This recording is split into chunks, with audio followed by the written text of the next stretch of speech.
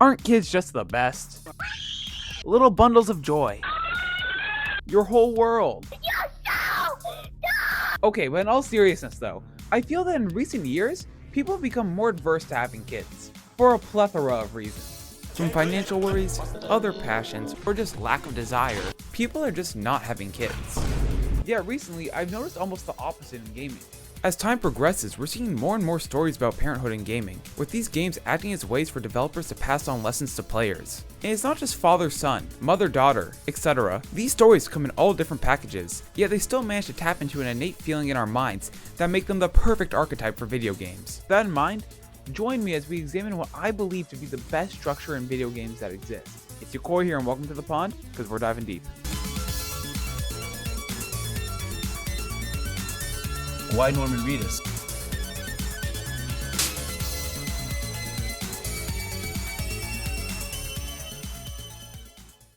So, to begin, the parent-child relationship has given us some of the best stories in gaming, and it doesn't matter if they're from different genres, consoles, or settings, they all draw from the same archetypes and create absolutely incredible stories. Now, I must preface by saying there is some debate online about the portrayals of mothers in video games. Now, obviously, as a man, I don't think I can give as great insight into stories about motherhood, but what I can talk about is fatherhood. Fucking lose my shit!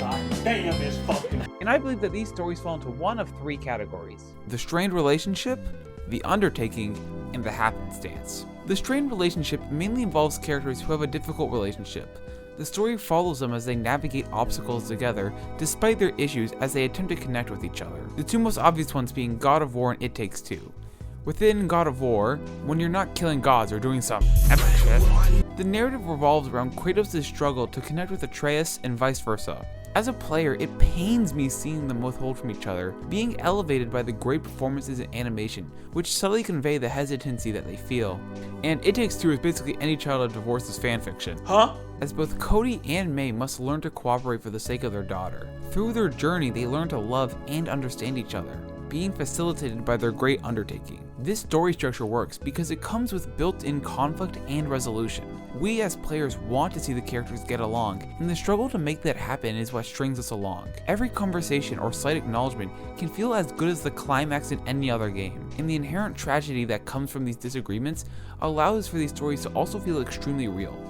The undertaking is the most common structure in the medium, I think. This stems from the happenstance, as a character must become the caretaker for another individual, usually growing up alongside them or having to struggle to maintain their innocence as to not further spread their misery. Games like The Walking Dead, Pragmata, or even Donkey Kong Bonanza.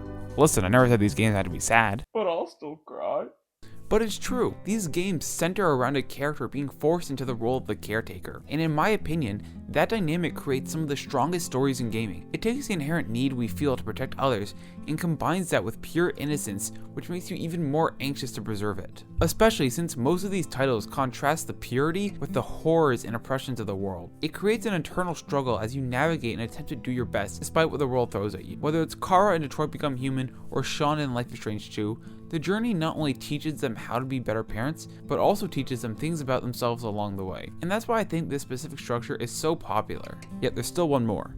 The happenstance archetype is similar to the undertaking, and the two even share some overlap. However, these stories are defined by hesitation, as the characters are not chosen for one another, but instead paired together by fate and forced to work together towards a common goal, whether willingly or not. This is your Last of Us, Resident Evil 9s, and DeathStrandings. While each of these is slightly different, these characters don't set out to care for another individual, but just happen to.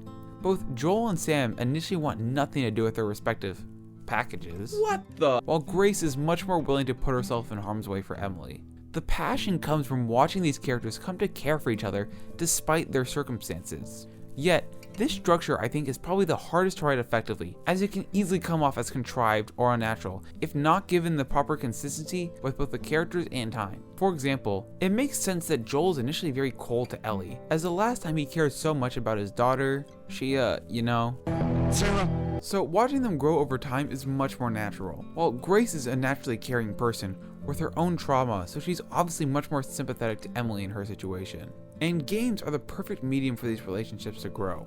Because we play as the characters, we experience the progression firsthand and get to watch the relationship develop naturally over time. This was specifically noted by Neil Druckmann. When making The Last of Us, they wanted the player to choose how to interact with Ellie, and since you spend upwards of 20 hours with her, they can make that relationship much more gradual. It wouldn't work in any other art form. Unlike books, film, or television, which often have to condense these stories into much more digestible experiences, games can give relationships the time they need to evolve organically. With that in mind, this shows why the theme of parenthood is so prevalent. It gives inherent problems, drama, and arcs for the writers to hit, while still allowing enough variation in how and why we hit those specific beats. Alongside pulling on the heartstrings of players, they're the perfect guardrails for a story, while still not being so constraining on the experience as a whole.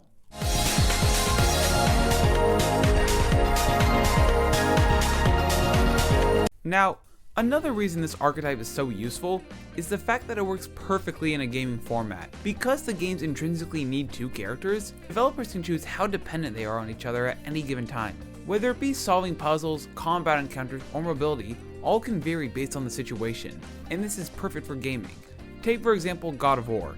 Since the dynamic of the game revolves around Kratos training Atreus, in combat it makes sense that all he can do is shoot arrows, since Kratos doesn't believe he's fully ready yet. But these same arrows help you solve puzzles and get better loot in an organic manner. Now whether or not you think the game makes these puzzles too easy is another thing altogether, but that's not important.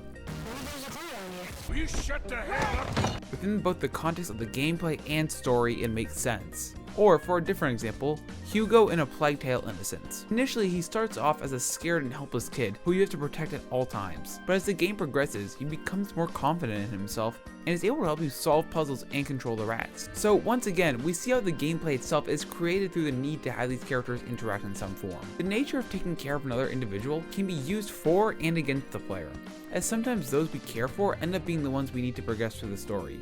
Or the gameplay itself can revolve around caring for that person. Like Brothers: A Tale of Two Sons. Since each son has a different specialty, they need to work together in order to solve the puzzles and progress. And in addition to that, the intrinsic goal of protection means that there's always a sense of direction for the game. So if we want to go super far back, look at Ico.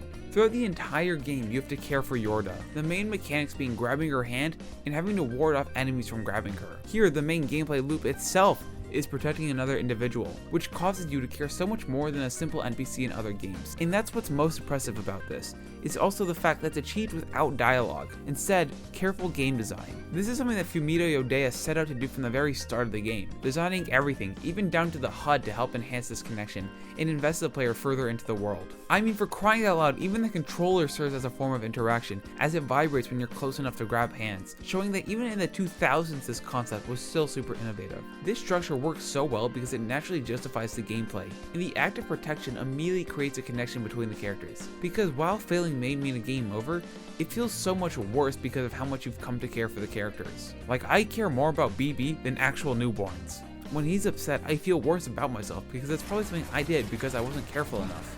And that just goes to show how a well-designed game can make you feel something. This is opposed by poorly designed structures in other games. Things like escort missions or protect the character are super annoying to us because they don't feel natural or are super underdeveloped with either the regards to the context in the gameplay or story, so they feel tedious rather than important.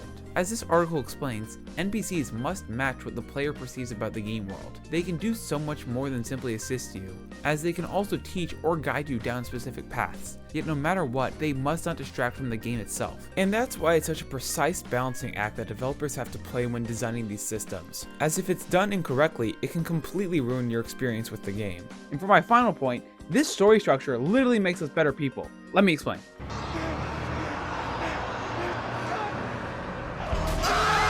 To begin, the state of shielding another individual makes the player feel so much more responsible, especially when there's implications of failing to do so. We want to see these characters happy, so that need to do good is elevated beyond a regular story, because we understand that our actions may have consequences on the rest of the experience. And through these struggles, we must not only step up to the challenges, but we feel more connected to the characters along the way. Even if they aren't even on screen that long, they still feel more real because it's literally in our blood to want to protect others. This study demonstrates that people who feel sympathy for another will literally go in harm's way to benefit the other's well-being. Additionally, if we look to evolution, animals who cared for their children had kids who were more likely to survive, all reproduce and pass on the genes. So by framing a game where we're the protectors, it's literally tricking our brain into caring about the characters more. We can use these games to learn more about our own nature and how we relate to each other.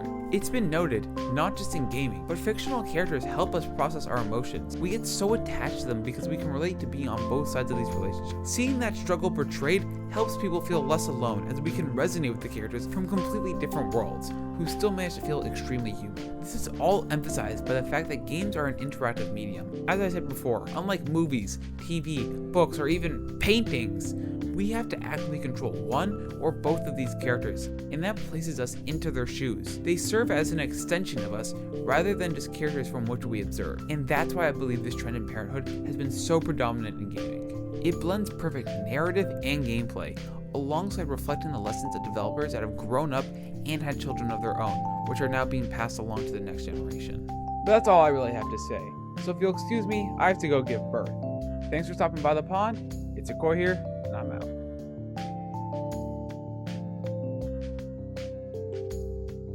I named that one Iceman. That's Iceman right there.